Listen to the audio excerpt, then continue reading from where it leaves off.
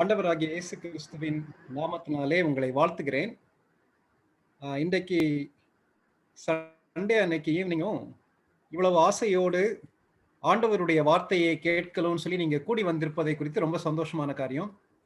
வாய்ப்பை கொடுத்த தம்பி தினேஷுக்கும் நான் நன்றி செலுத்துறேன். இன்றைக்கு நம்ம பார்க்க போற டாபிக் என்னன்னா, அஷூரன்ஸ் ஆஃப் சால்வேஷன், ரட்சிப்பின் நிச்சயம். ரட்சிப்பின் நிச்சயம் அப்படின்னா என்ன? நானும் நீங்களும் இயேசு கிறிஸ்துவை ஏற்றுக்கொண்டிருக்கிறோம், நாம் தேவனுடைய பிள்ளை என்பதை எப்படி என்னால் உறுதியாக கூற முடியும்? இதான் இந்த டாபிக் உடைய அர்த்தம்.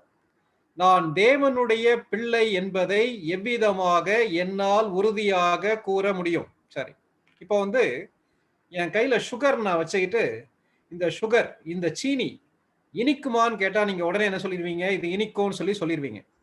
என் கையில பாவக்காவை நான் வச்சுக்கிட்டு, இந்த பாவக்காய் கசக்குமா அல்லது இனிக்குமான்னு சொல்லி கேட்டா இனிக்கும்னு சொல்லிடுவீங்க. காரணம் என்னன்னா, அதை டேஸ்ட் பண்ணி பார்த்துருக்கிறோம். சீனி கண்டிப்பாக இனிக்கதான் செய்யும். அது அமெரிக்காவில் இருக்கக்கூடிய சீனியாக இருந்தாலும் பரவாயில்ல, இந்தியாவில் இருக்கக்கூடிய சீனியாக இருந்தாலும் பரவாயில்ல, அல்லது நாகர்கோயில் இருக்கக்கூடிய சீனியாக இருந்தாலும் பரவாயில்ல, திருச்சியில் இருக்கக்கூடிய சீனியாக இருந்தாலும் பரவாயில்ல. அது காரணம், அதை நான் சுவைத்து பார்த்தபடியினால அது இனிக்கும் என்பது எனக்கு உறுதியாக தெரியும்.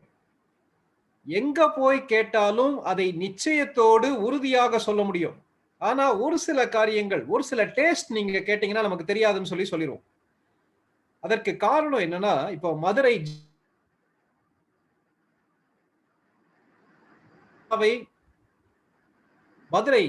ஜிகர் தண்டா எப்படி இருக்குன்னு சொல்லி கேட்டீங்கன்னா, மதுரை ஜிகர் தண்டான்ற அந்த பானத்தை யார் டேஸ்ட் பண்ணி பார்த்தாங்களோ அவங்களுக்கு தான் தெரியும். அதே மாதிரி இயேசு கிறிஸ்துவை நீ ஏற்றுக்கொண்டிருக்கியா தம்பி, அல்லது நீ ரட்சிக்கப்பட்டிருக்கியா தம்பி தங்கச்சின்னு கேட்டா, அண்ணா ரட்சிக்கப்பட்ட மாதிரியும் இருக்கு, ரட்சிக்கப்படாத மாதிரி இருக்குன்னு சொல்லி நீ சொன்னா உனக்கு அந்த நிச்சயம் இல்லை என்று அர்த்தம். இப்போ நான் பேச போற காரியம் ஒரு சிலருக்கு ஏற்கனவே கேட்ட காரியமாக இருக்கலாம். நீங்க நான் பேசிக்கொண்டே வரும்போது உங்களுக்கு சந்தேகம் வருமானா அந்த குறிச்சு வச்சுக்கிறங்க. முடிந்த பின்பு, நான் பேசி முடித்த பின்பு தாராளமாக நீங்க சந்தேகங்களை என்ன செய்யலாம், கேட்டுக்கொள்ளலாம். ரட்சிப்பின் நிச்சயம்னா என்ன என்பதை அறிந்து கொள்வதற்கு முன்னால ரட்சிப்பு என்றால் என்ன என்பதை அறிந்து கொள்ள வேண்டும். இன்றைக்கு எது ரட்சிப்பு அல்ல என்பதை பார்த்துவிட்டு அதற்கு பின்பு ரட்சிப்புனா என்ன என்றதை பார்க்கலாம். எது ரட்சிப்பு அல்ல? இன்றைக்கு அநேகர் யோசிக்கிற மாதிரி ரட்சிப்பு என்றால் என்ன? தம்பி அந்த ஸ்லைட் அப்படியே போடுதுமா தினேஷ். எது ரட்சிப்பு அல்ல? முதலாவது, நம்முடைய மத பின்னணியத்தின் அடிப்படையில் நாம் ரட்சிக்கப்பட்டிருக்கிறோம் என்று சொல்ல முடியாது. எது ரட்சிப்பு அல்ல? மத பின்னணியம். ஒரு தம்பி கிட்ட போய் கேட்டேன், தம்பி நீ ஏசாமிய சொந்த ரட்சகரா ஏற்றுக்கொண்டிருக்கியான்னு சொல்லி கேட்டேன். ஆமாண்ணே, நான் தேவனுடைய பிள்ளைன்னு சொல்லி சொன்னான். எப்படி தம்பி சொல்றானே? நான் சின்ன வயசுல இருந்தே, பிறந்ததுல இருந்தே தேவனுடைய பிள்ளைனே. அது எப்படி தம்பி? அண்ணே, எங்க அப்பா அம்மா இயேசு கிறிஸ்துவ தான் கடவுளா வணங்குறாங்க. நானும் சின்ன வயசுல இருந்தே, பிறந்ததுல இருந்தே நானும் இயேசு கிறிஸ்துவ தான் கடவுளா வணங்குறேன். அதனால நான் தேவனுடைய பிள்ளை. அருமையான தம்பி தங்கச்சி, மதத்தின் அடிப்படையில நீ கிறிஸ்தவளாக இருக்கலாம். ஆனா வேத புத்தகத்தின் அடிப்படையில நீ ரட்சிக்கப்படவில்லை. எப்படி தெரியுமா? பிறப்பின் அடிப்படையில் யாரும் கிறிஸ்தவர்கள் அல்ல. வசனத்தை நல்லா நீங்க படிச்சு பாருங்க. நமக்கு ஒரு சில கிறிஸ்தவ முறைப்படி காரியங்களை கற்றுக் கொடுத்திருக்கலாம். எப்படி ஒரு இந்து குடும்பத்துல பிறந்த ஒரு மனிதனை இந்துன்னு சொல்லி சொல்றோமோ, இஸ்லாமிய குடும்பத்துல பிறந்த ஒருவரை இஸ்லாமியர் சொல்லி சொல்றோமோ, அவ்விதமாக மதத்தின் அடிப்படையில கிறிஸ்தவ குடும்பத்துல பிறந்திருந்தா கிறிஸ்தவன் சொல்லி சொல்லலாம். ஆனா கிறிஸ்தவ குடும்பத்துல பிறந்தபடியினால அல்லது மத பின்னணியத்தின் அடிப்படையில நான் தேவனுடைய பிள்ளை ரட்சிக்கப்பட்டிருக்கேன்னு சொல்லி சொல்ல முடியாது. இன்னைக்கு நீ யோசித்து பார். ரெண்டாவது, நீதியுள்ள வாழ்வு, a righteous life அப்படின்னு அர்த்தம். அண்ணே, நான் நல்ல பையனா இருக்கேன், நல்ல பிள்ளையா இருக்கேன், நான் பொய் சொல்ல மாட்டேனே. நீ தேவனுடைய பிள்ளை ரட்சிக்கப்பட்டிருக்கேன்னு எப்படி சொல்ல முடியுது உன்னால? நான் பொய் சொல்ல மாட்டேன், நான் களவு செய்ய மாட்டேன், நான் கெட்ட வார்த்தை பேச மாட்டேன், யாருக்கும் எதிராக நான் எந்த காரியத்தையும் செய்ய மாட்டேன், நான் உண்டு என் வேலை உண்டுன்னு சொல்லி இருப்பேன். காலையில் எழுமணும்னா பைபிள் ஒழுங்கா வாசிப்பேனே, ஒழுங்கா பிரேயர் பண்ணுவேன், ஒழுங்கா சர்ச்சுக்கு போவேன், சினிமா கூட பார்க்க மாட்டேனே, சினிமா பாட்டு கூட நான் பாடினதில்லை, ஒரு கெட்ட வார்த்தை நான் பேசினதில்லை, நான் தேவனுடைய பிள்ளை தானேன்னு சொல்லி கேட்கலாம். அருமையான தம்பி தங்கச்சி, நானும் நீயும் செய்யக்கூடிய நல்ல காரியங்கள் எல்லாம் நான் தேவனுடைய பிள்ளை என்பதற்கு எலிஜிபிள் கிடையாது. தேவனுடைய பிள்ளையாக மாறின பிறகு நல்லவர்களாக மாற வேண்டும், சந்தேகமே இல்லை. ஆனா அதுக்கு முன்னாடி அவன் ரொம்ப கெட்டவன், அவள் ரொம்ப கெட்டவள், நான் ரொம்ப நல்ல பையன், நல்ல பிள்ளை, அதனால நான் தேவனுடைய பிள்ளைன்னு சொல்லி நீ நினைப்பாயானால் ஏமாந்து போவதற்கு வாய்ப்பு உண்டு உண்டு. ஏன்னா நம்முடைய நீதி எல்லாம் தேவனுடைய பார்வையிலே அழுக்கான கந்தையா இருக்கிறதுன்னு சொல்லி வசனம் தெளிவா சொல்லுது. அப்போ யாருமே, இந்த உலகத்துல இருக்க யாருமே ஆண்டவருடைய பார்வையிலே நல்லவர்கள் அல்ல. சரி, ஒரு EU கேம்ப் அட்டன் பண்ணிட்டு இருக்கும்போது குரூப் டிஸ்கஷனுக்காக எனக்கு ஒரு 5 ஸ்டூடெண்ட்ஸ் கொடுத்திருந்தாங்க. அங்க ஒரு கேள்வி கேட்டேன், இதே கேள்வி, நீங்க ரட்சிக்கப்பட்டிருக்கீங்களா, நீங்க தேவனுடைய பிள்ளையான்னு சொல்லி கேட்டேன். உடனே ஒரு தம்பி சொன்னான், அண்ணே நான் முழுகி ஞானஸ்நானம் எடுத்திருக்கிறேன், அதனால நான் தேவனுடைய பிள்ளைன்னு சொல்லி சொன்னான். ஞானஸ்நானம் எடுத்தா தேவனுடைய பிள்ளையா?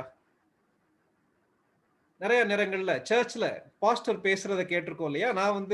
நான் இவ்விதமாக ஒரு செய்தி கேட்டேன். என்ன கேட்டேன்னா, யாரெல்லாம் தேவனுடைய பிள்ளைகள்? தேவனுடைய முத்திரையை பெற்றவர்கள் தேவனுடைய பிள்ளைகள். முத்திரை பெறாதவன் எவனோ அவன் இயேசு கிறிஸ்துவுடைய வருகையிலே கைவிடப்படுவான்னு சொல்லி வெளிப்படுத்தின விசேஷத்துல இருக்கு. அப்ப முத்திரை பெற்றவர்கள்னா யாரு? ஒருவேளை CSA சர்ச்ல சின்ன குழந்தையா இருக்கும் போது சர்ச்ல கொண்டு போய் குழந்தையை கொடுத்து ஞானஸ்நானம் கொடுக்குறாங்க இல்லையா? அந்த குழந்தையுடைய நெத்தியில சிலுவை அடையாளத்தை அந்த போதகர், பாஸ்டர் வரைவார். அவங்க முத்திரை பெற்றவர்கள்னு சொல்லி ஒரு பாஸ்டர் சொன்னார். அது உண்மையா? ஞானஸ்நானம் எந்த ஒரு மனிதனையும் தேவனுடைய பிள்ளையாக மாற்றாது. நான் ஞானஸ்நானம் எடுத்தாதான் தேவனுடைய பிள்ளைன்னு சொல்லி வேதாகமும் சொல்லல. ஞானஸ்நானம் ஒரு அடையாளமே தவிர ஞானஸ்நானம் எடுக்கிறபடியினால ஒரு பாவி நீதிமானாக அல்லது அவன் தேவனுடைய பிள்ளையாக மாற வாய்ப்பில்லை. அருமையான தம்பி தங்கச்சி, நீ ரட்சிக்கப்பட்டிருக்கியான்ற கேள்வி வேற, ஞானஸ்நானம் எடுத்திருக்கியான்ற கேள்வி வேற. ஓகே, ஆனா நான் சர்ச் மெம்பர்னே, இந்த சபையில ரெகுலரா சந்தா நான் செலுத்துறேன், அல்லது ஒரு ஆவிக்குரிய சபைக்கு நான் போறேன், இந்த திருச்சபையில நான் ரெகுலரா பங்கு பெறதால நான் தேவனுடைய பிள்ளை. எங்க சர்ச்ல இருக்கவங்க எல்லாம் பரலோகத்துக்கு போவாங்கன்னு நினைச்சேன்னா நான் தான் முதல்ல பரலோகத்துக்கு போவேன் நீ சொல்லலாம். ஒருவேளை சர்ச் உடைய ரிஜிஸ்டர்ல என்னுடைய பெயர் இருக்கலாம், ஆனால் இயேசு கிறிஸ்துவை சொந்த இரட்சகராக ஏற்றுக்கொண்டவர்களுடைய பெயர் தான் ஜீவ புஸ்தகத்துல காணப்படும். சபை அங்கத்தினர் என்ற அந்த தகுதி என்னை தேவனுடைய பிள்ளையாக மாற்றாது. இன்னும் ஒரு சிலர் சொல்றதை கேட்டிருக்கோம். என்ன சொல்றதை கேட்டிருக்கோம்? அண்ணே, ஜெபத்திற்கு தேவன் பதில் கொடுக்கிறார். நான் ஜெபம் பண்ணனே, எப்படி நீ ரட்சிக்கப்பட்டேன்னு சொல்ற?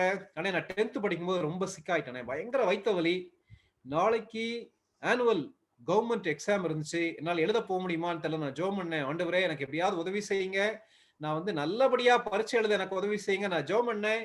ஆண்டவருடைய கிருபையினால 10th நல்ல மதிப்பெண்கள் பெற்று 11th நல்ல ஒரு குரூப் சேர்ந்துட்டேனே. நான் ஆண்டவருடைய பிள்ளை. எனக்கு தேவன் வியாதியிலிருந்து சுகம் கொடுத்தார். நான் பண்ணின ஜெபத்திற்கு தேவன் பதில் கொடுத்து விட்டார். அதனால நான் தேவனுடைய பிள்ளை. பிரைஸ் தி லார்ட்னு சொல்லி சொல்றவங்க இருக்காங்க இல்லையா? அருமையான தம்பி தங்கச்சி, நீ ஜெபம் பண்ணது உண்மை, உன் ஜெபத்திற்கு தேவன் பதில் கொடுத்ததும் உண்மை. ஆனா ஜெபத்திற்கு பதில் கொடுத்தபடியினால நீ தேவனுடைய பிள்ளைன்னு சொல்லி நினைக்காத. ஏன்னா வேதாகமத்துல அவருடைய கிருபையினாலே, அவருடைய இரக்கத்தினாலே தேவன் எல்லாருக்கும் பதில் கொடுக்கிறார். அநேக நேரங்கள்ல கிருபையாக உதவி செய்கிறார். இப்ப வேதத்துல நீங்க லேகியோனுடைய சம்பவத்தை எடுத்து படிச்சீங்கன்னா, லேகியோன் எனப்பட்ட பிசாசு பிடித்த ஒரு மனிதனுக்குள்ள ஆயிரக்கணக்கான பிசாசு இருந்துச்சு. அந்த பிசாசுலாம் ஆண்டவர்கிட்ட ஒரு ஜெபம் பண்ணிச்சு. என்ன பண்ணிச்சு? ஆண்டவரே, எங்களை இந்த ஏரியால இருந்து துரத்திடாதுங்க, அதுக்கு பதிலா இந்த பக்கத்துல நிறைய பன்றி மேய்ந்து கொண்டிருக்கிறது, அந்த பன்றிக்குள்ள போவதற்கு எங்களுக்கு அனுமதி கொடுங்கன்னு கேட்டுச்சு. ஆண்டவர் அவர்களுடைய ஜெபத்திற்கு பதில் கொடுத்தார். சரி போங்கன்னு சொல்லிட்டு. பிசாசுடைய ஜெபத்திற்கு இயேசு கிறிஸ்து பதில் கொடுத்தபடினால பிசாசு தேவனுடைய பிள்ளையா? இல்லையே தம்பி தங்கச்சி, யோசித்து பார். சரி அண்ணே, என் வாழ்க்கையில ஒரு பெரிய அற்புதம் நடந்திருக்குனே, அந்த அற்புதத்தை சாட்சி சொல்றதா இருந்தா ஒரு நாள் ஃபுல்லா சொல்லானே. இவ்வளவு பெரிய அற்புதத்தை பெற்ற நான் தேவனுடைய பிள்ளையா? அருமையான தம்பி தங்கச்சி, வாழ்க்கை மாற்றத்திற்கு சமமாக இந்த உலகத்துல எந்த ஒரு பெரிய அற்புதமும் இல்லை. அதனால அற்புதங்களை பெறுவதாலே தேவனுடைய பிள்ளைன்னு சொல்லி சொல்ல முடியாது. ஆனா எனக்கு பயங்கர நிறைய ஸ்பிரிச்சுவல் எக்ஸ்பீரியன்சஸ் இருக்கு. என்ன எக்ஸ்பீரியன்ஸ் இருக்கு? ஒரு கூட்டத்துக்கு போனேன், செய்தியாளர் பேச ஆரம்பித்தார். ஜெப நேரத்துல அப்படியே ஒரு அக்கினி என் மேல இறங்கிச்சு. பயங்கர ஷாக் அடிச்சிச்சு, அப்படியே வேர்த்து நனைஞ்சிருச்சுனே. அதனால இப்படி ஒரு அனுபவத்தை நான் பெற்றபடியினால நான் தேவனுடைய பிள்ளை என்று நீ சொல்வாயானால் அதுவும் தேவனுடைய பிள்ளை என்பதற்கு ஆதாரம் அல்ல.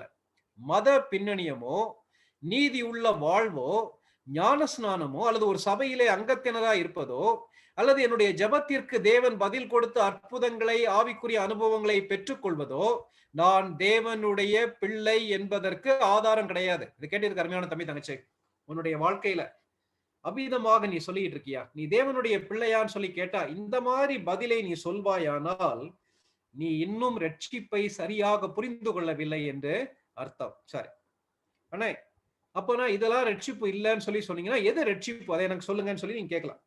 ரட்சிப்பு என்ற வார்த்தைக்கு நிறைய வார்த்தைகள் பயன்படுத்தப்படுகிறது.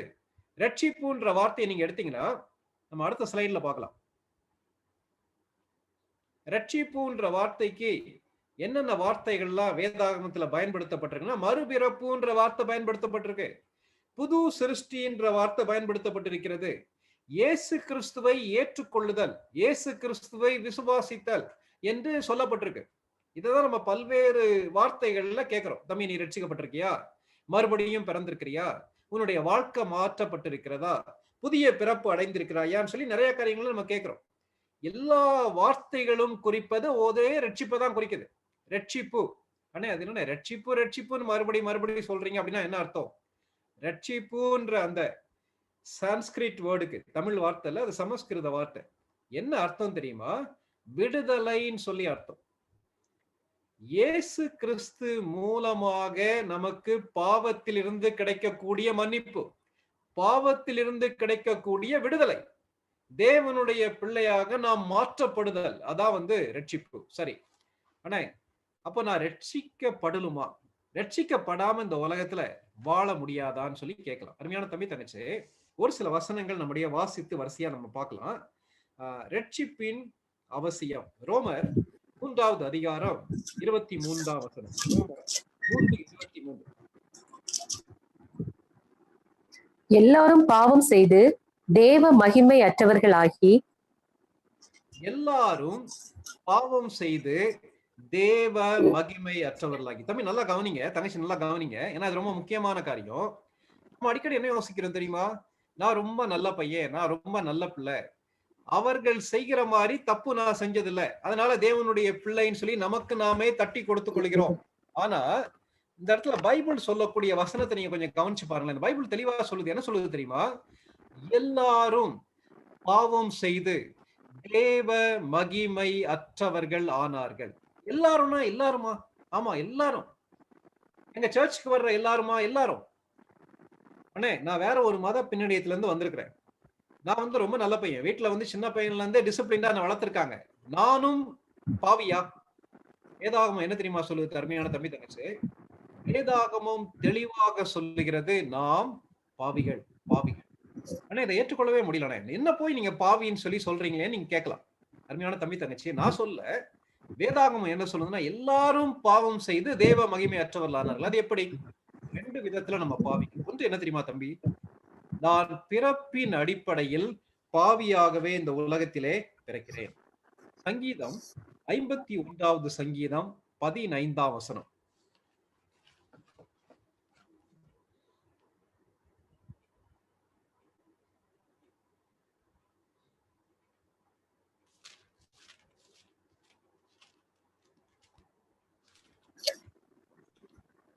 மரணம் அவர்களை தொடர்ந்து பிடிப்பதாக.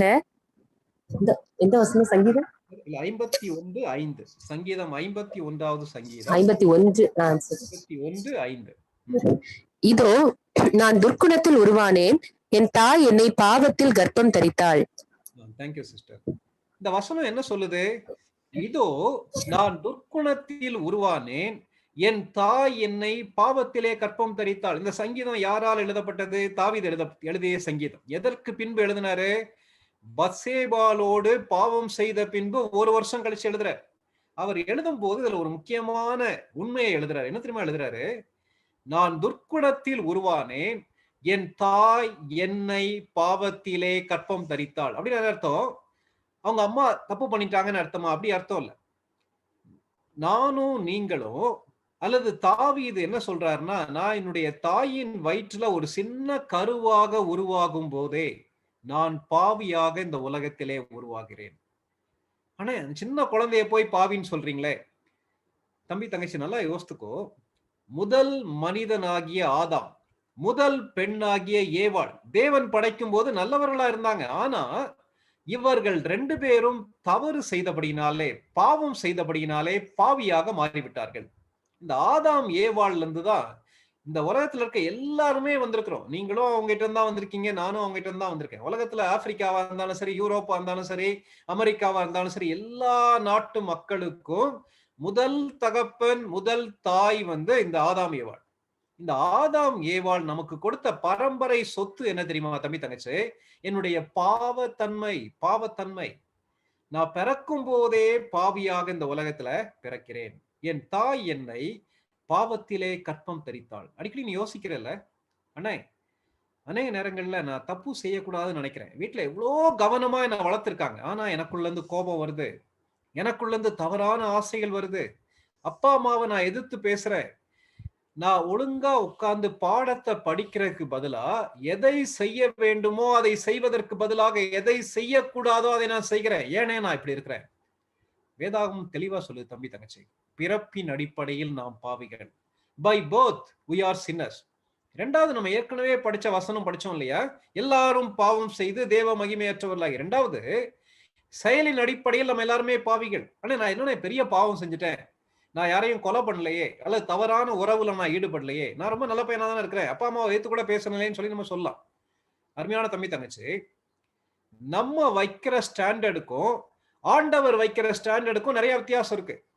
ஆண்டவர் என்ன ஸ்டாண்டர்ட் வைக்கிறார்னா, நீங்க அந்த மத்தேயு 5வது அதிகாரம் ஃபுல்லா நீங்க படிச்சு பாத்தீங்கன்னா, ஒரு பெண்ணை இச்சையோடு பார்க்கிற எவனும் அவளுடன் தன் உள்ளத்திலே உபச்சாரம் செய்தாயிற்று. இதேதான் ஒரு ஆணை பார்க்கக்கூடிய பெண்ணுக்கும் பொருந்தும். என்ன அர்த்தம்? சரீர பிரகாரமாக உடம்பின் அடிப்படையில ஒரு பெண்ணோடு நான் தவறு செய்யாவிட்டாலும் அதே தவறை என்னுடைய மனதிலே நான் யோசித்தால், சரீர பிரகாரமாக உடல் அளவிலே நான் செய்யக்கூடிய தவறை நான் மனதிலே செய்கிறேன் சொல்லி இயேசு கிறிஸ்து சொல்லுகிறார். கொஞ்சம் யோசித்து பார்க்கலாமா? என்னுடைய உள்ளத்துல நான் உபச்சாரம் செய்யலன்னு சொல்லி சொல்ல முடியுமா? கொஞ்சம் யோசித்து பார் தம்பி தங்கச்சி. அநேக நேரங்கள் நம்முடைய வெளிப்படையான செயல்ல தவறு இல்லாம இருக்கலாம், ஆனா நம்முடைய எண்ணங்கள் எவ்வளவு அசிங்கமா இருக்குல்ல. அதே மாதிரி இயேசு கிறிஸ்து இன்னொரு வார்த்தை சொல்றார், கொலை செய்யாதிருப்பாயாக என்று பூர்வத்தாருக்கு உரைக்கப்பட்டிருக்கிறது. நான் உங்களுக்கு சொல்லுகிறேன், தன் சகோதரனை நியாயம் இல்லாமல் கோபித்துக் கொள்கிறவன் எரி நரகத்திற்கு பாத்திரவானாயிருப்பான். அவன் கொலை குற்றத்தை செய்கிறவனுக்கு சமமாக இருப்பான் சொல்லி சொல்லுகிறார். நம்ம எவ்வளவு ஈஸியா கோபப்படுறோம்ல, கோபத்துல காரியங்களை பேசிடுறோம்ல. ஆனா காரணமே இல்லாமல் கோபப்பட்டால் அது கொலைக்கு சமானம். அப்ப நம்ம கொலைகாரங்களா, நம்ம விபச்சாரம் செய்யறவங்களா? கொஞ்சம் யோசித்து பார்க்கலாம். அப்போ உலகத்துல இருக்க எந்த மனிதனும் எந்த மத தலைவரும் நல்லவன் என்று சொல்ல முடியாது. அப்போ ரட்சிப்பு ஏன் அவசியம்? நாம் எல்லாருமே பாவிகள். இந்த பாவத்திற்கு 2வது தண்டனை உண்டு. ரோமர் 6வது அதிகாரம் 23ஆம் வசனம் நீங்க படிச்சு பாத்தீங்கன்னா, பாவத்தின் சம்பளம் மரணம். பாவத்தின் சம்பளம் மரணம். அப்படின்னு என்ன அர்த்தம்? இயேசு கிறிஸ்துவை ஏற்றுக்கொள்ளாமல் உலகத்திலே வாழக்கூடிய ஒரு மனிதனுக்கு மரணம் காத்திருக்கிறது. மரணம் காத்திருக்கிறது. நான் செய்யக்கூடிய பாவத்துக்கு கடவுள் கொடுக்கக்கூடிய சம்பளம் என்னன்னா மரணம். எப்படி ஒரு கம்பெனில வேலை பார்த்தோம்னா 30 days அல்லது 31 days ஒர்க் பண்ணோம்னா சேலரி கொடுப்பாங்கல்ல, அதே மாதிரி இந்த உலக வாழ்க்கையை விட்டு நம்ம உலகத்துல முடிக்கும் போது நமக்கு கிடைக்கக்கூடிய தண்டனை என்னன்னா மரணம். நம்ம கேட்கலாம், ஆனா எல்லாருமே சாகுறாங்க, நானும் சாகுறேன், அது என்ன தண்டனைன்னு சொல்லி கேட்கலாம். அருமையான தம்பி தங்கச்சி, வெளிப்படுத்தின விசேஷத்துல வாசிக்கணும், நேரம் இல்லாத ஒரு சில வசனங்கள் வாசிக்கல. 2ஆம் மரணத்தை பற்றி யோவான் எழுதுகிறார். 2வது மரணம் என்ன அர்த்தம்? நரகத்திலே தள்ளப்படுவார்கள். யார்? பாவத்திலேயே பிறந்து பாவத்திலேயே வாழக்கூடிய மனிதன் நரகத்துக்கு போவான். நான் பாவம் செய்யறேன், நல்லா தானே இருக்கேன்னு யோசிக்கலாம். அருமையான தம்பி தங்கச்சி, பாவத்தின் சம்பளம் மரணம் என்பதை மறக்க வேண்டாம். அப்போ ரட்சிப்பு ஏன் அவசியம்? நம்ம பாவிகள், அதனால ரட்சிப்பு தேவை. 2வது, நம்முடைய சொந்த முயற்சியினாலே நாம் நல்லவர்களாக மாற முடியாது, வாழ முடியாது. எரேமியா 13வது அதிகாரம் 23ஆம் வசனம். எரேமியா 13:23.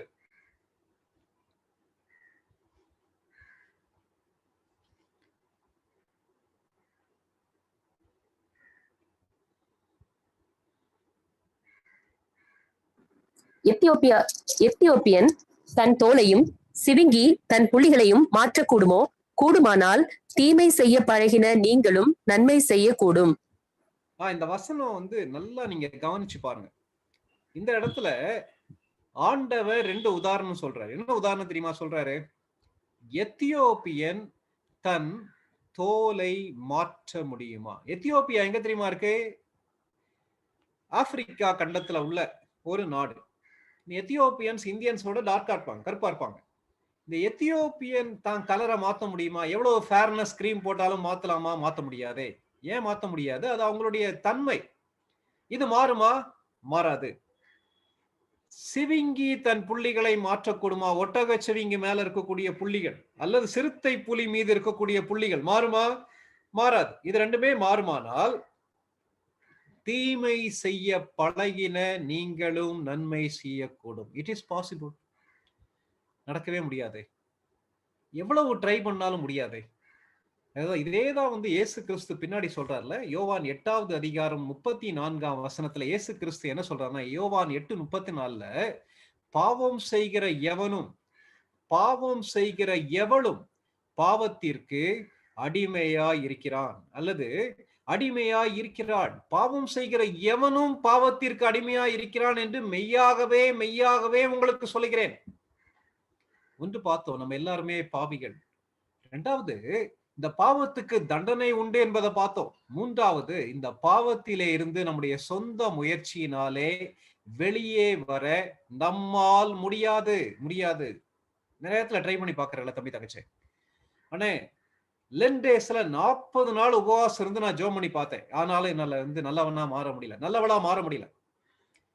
என்னுடைய உணவு பழக்க வழக்கங்களை நான் கட்டுப்படுத்தி பார்க்கிறேன். ஆனாலும் என்னுடைய குணங்களை மாற்ற முடியல. என்னுடைய உணர்வுகளை கட்டுப்படுத்த முடியவில்லை. ஏன் என்னால் நல்லவனாக மாற முடியவில்லை? எத்தனையோ முறை தீர்மானம் பண்றேன், தீர்மானத்துல தோற்று நான் போறேன். காரணம் என்ன? அருமையான தம்பி தங்கச்சி, யோவான் 15:5 தெளிவாக சொல்கிறது. அதனுடைய பின்பகுதி, என்னை அல்லாமல் உங்களால் ஒன்றும் செய்யக்கூடாது. Without me you can do nothing.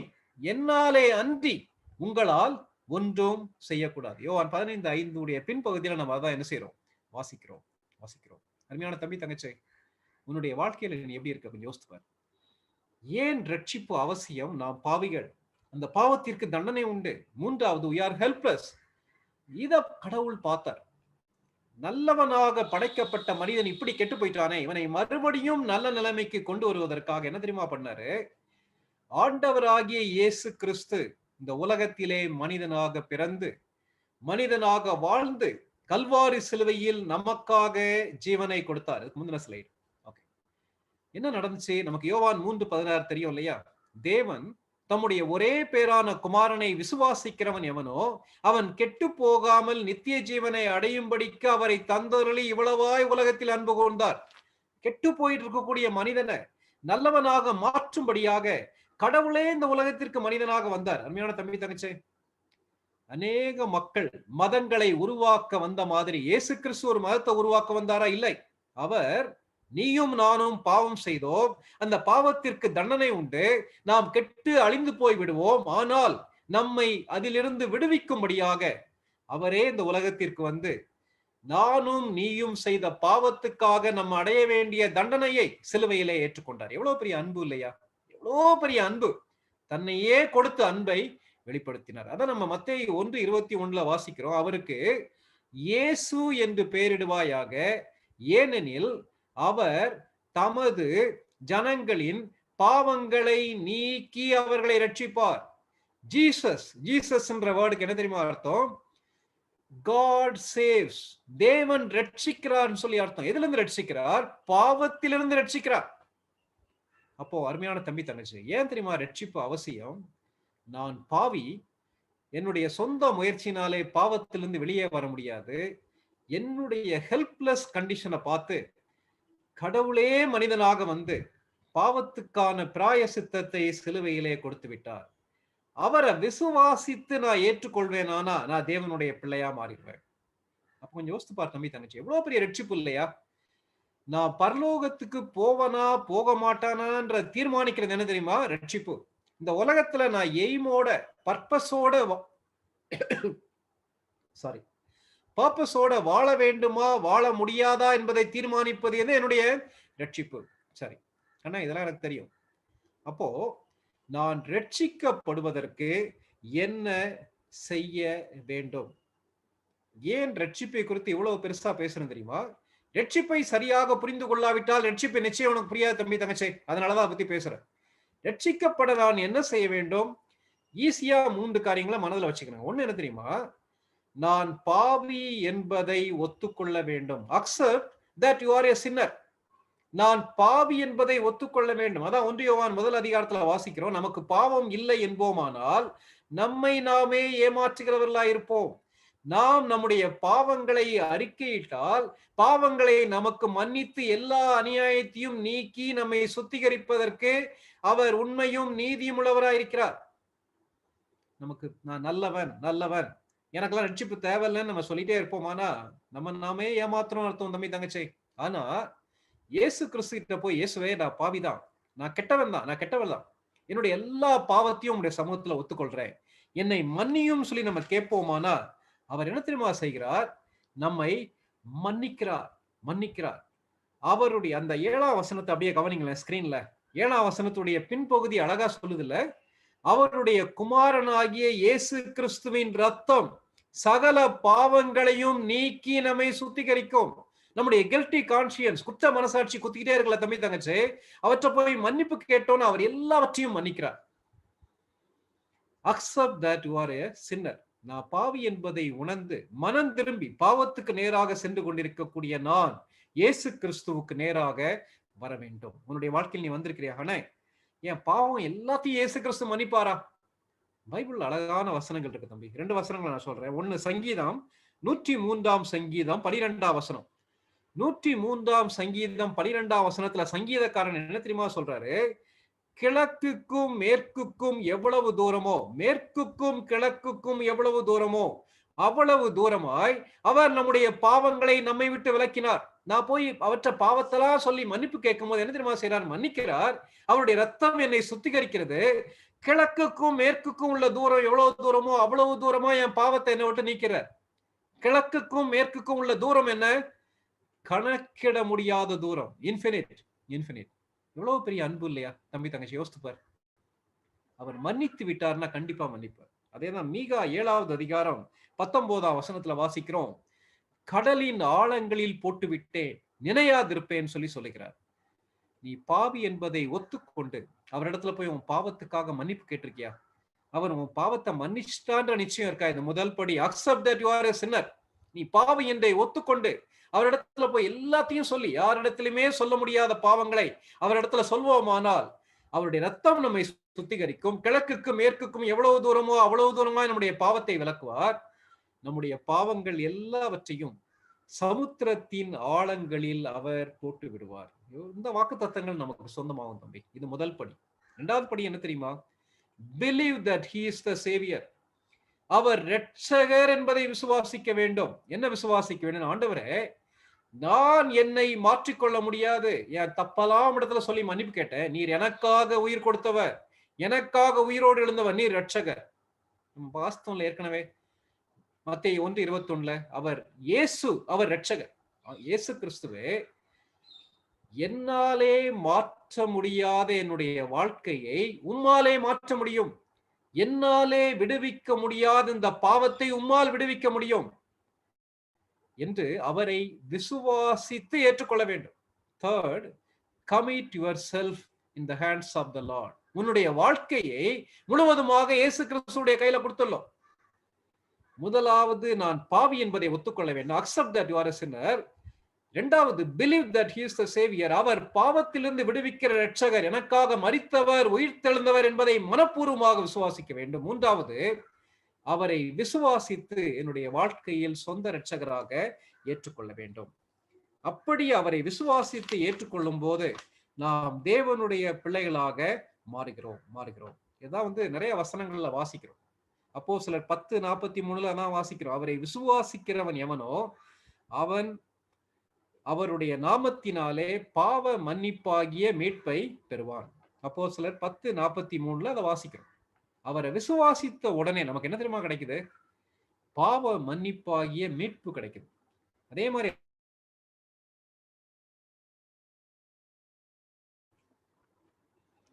அதே போல அப்போஸ்தலர் 16:31 வாசிக்கிறோம். இயேசு கிறிஸ்துவை, கர்த்தராகிய இயேசு கிறிஸ்துவை விசுவாசி, அப்பொழுது நீயும் உன் வீட்டாரும் ரட்சிக்கப்படுவீர்கள். ஞானஸ்நானம் எடுத்தா ரட்சிக்கப்படுவீங்கன்னு சொல்லல. அந்நிய பாஷை பேசினா ரட்சிக்கப்படுவீங்கன்னு சொல்லல. சர்ச்சுக்கு ஒழுங்கா போற ரட்சிக்கப்படுவீங்கன்னு சொல்லல. முழங்கால் போட்டு ஜெபம் பண்ணா ரட்சிக்கப்படுவீங்கன்னு சொல்லல. இயேசு கிறிஸ்துவை விசுவாசி. என்ன விசுவாசிக்கலாம்? அற்புதம் செய்வார்ல, அவர் பாவத்தை மன்னிப்பார், பாவத்திலிருந்து என்னை விடுவிப்பார் என்பதை விசுவாசித்து அவருடைய கரத்துல நம்முடைய வாழ்க்கையை கொடுப்போமானா நம்ம யார் தெரியுமா தம்பி தங்கச்சி? நாம் தேவனுடைய பிள்ளைகள். சரி, அப்போ இததான் யோவான் 1:12 வாசிக்கிறோம். அவருடைய நாமத்தின் மேல் விசுவாசம் உள்ளவர்களாய் அவரை ஏற்றுக்கொண்டவர்கள் எத்தனை பேர்களோ அத்தனை பேர்களும் தேவனுடைய பிள்ளைகளாகும்படிக்கு அவர்களுக்கு அதிகாரம் கொடுத்தார். நம்ம என்னைக்கு அவற்றை தப்பெல்லாம் சொல்லி மன்னிப்பு கேட்டு அவரை நம்பி, இயேசுவே என்னுடைய வாழ்க்கையை முழுசுமா உங்களுடைய கையில கொடுக்கிறேன், என்னுடைய இதயத்துக்குள்ள நீங்க வாங்க, என்னை தேவனுடைய பிள்ளையா மாற்றுங்கன்னு கொடுத்த உடனே நம்ம யார் தெரியுமா தம்பி தங்கச்சி? நம்ம தேவனுடைய பிள்ளைகள். அப்ப நமக்குள்ள ஒரு கேள்வி எழும்பலானே, ரட்சிக்கப்பட்டவங்க பாவமே செய்ய மாட்டாங்களா? தம்பி, வேத வசனம் ரட்சிப்பை பற்றி 3 காலங்கள்ல சொல்லுகிறது. ரட்சிப்பு 3 காலங்களிலே சொல்லப்பட்டிருக்கிறது. அந்த ஸ்லைட்ல நம்ம பார்க்கலாம். ரட்சிப்பு 3 காலங்கள் சொல்லும் போது, கடந்த காலம் நான் ரட்சிக்கப்பட்டேன். ஒரு சில வசனங்கள் நம்ம என்ன செய்யலாம், வாசிக்கலாம். நேரம் சுருக்கமா இருக்கிறதால நமக்கு ஒரு சில வசனங்கள் மட்டும் வாசிக்கலாம். எபேசியர் 2வது அதிகாரம் 5வது 8வது 9வது வசனங்கள். எபேசியர் 2, 5, 8, 9.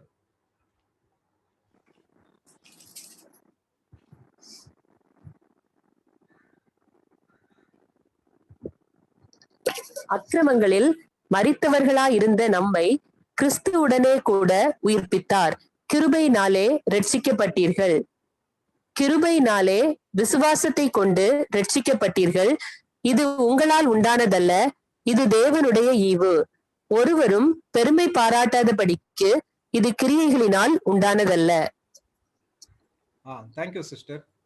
இந்த வசனம் என்ன சொல்லுதுன்னா, கிருபையினாலே விசுவாசத்தை கொண்டு நீங்கள் ரட்சிக்கப்பட்டீர்கள். நம்ம எப்போ ஏசாமி கிட்ட பாவி என்பதை ஒத்துக்கொண்டு அவரிடத்துல எல்லா பாவத்தையும் மன்னிப்பு கேட்டு மனம் திரும்பி அவரை விசுவாசித்து ஏற்றுக்கொண்ட உடனே நம்ம என்ன செய்யறோம்னா தேவனுடைய பிள்ளையா மாறிடுறோம்.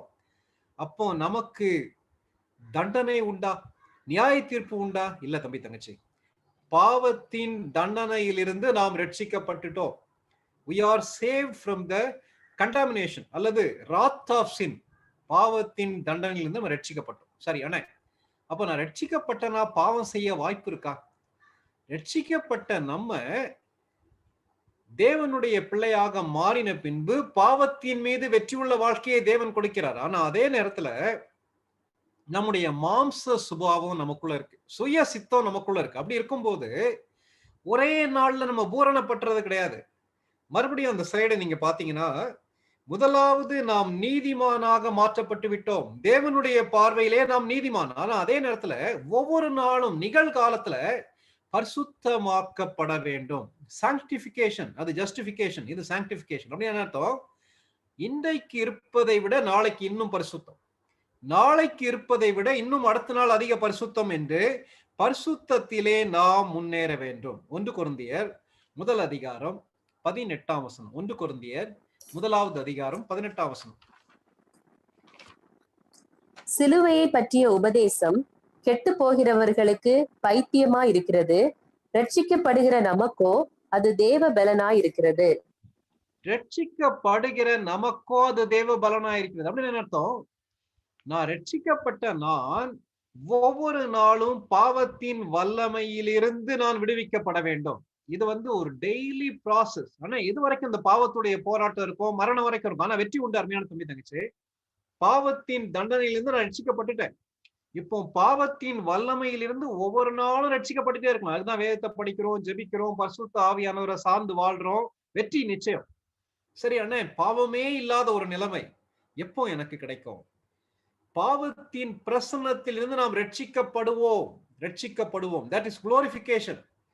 பாவத்தின் தண்டனையிலிருந்து ரட்சிக்கப்பட்டோம். கடந்த காலம் நீதிமானாக மாற்றப்பட்டோம். நிகழ்காலத்துல பாவத்தின் வல்லமையிலிருந்து ரட்சிக்கப்பட்டு கொண்டே இருக்கிறோம், பரிசுத்தமாக்கப்படுவோம். எதிர்காலத்துல பாவமே இல்லாத ஒரு நிலைமை எப்ப கிடைக்கும்? இயேசு கிறிஸ்துவை சந்திக்கும் போது, அல்லது மரணத்திற்கு பின்பு, நம்முடைய மரணத்துக்கு பின்பு அவரை போல நாம் மாறிவிடுவோம். அவரை போல மாறிவிடுவோம்னா என்ன அர்த்தம்? பரிசுத்தமான ஒரு வாழ்க்கை, பூரணமான வாழ்க்கைக்கு நேராக தேவன் நம்மை நடத்துவார். 1 பேதுரு 1வது அதிகாரம் 5ஆம் வசனம். 1 பேதுரு 1:5.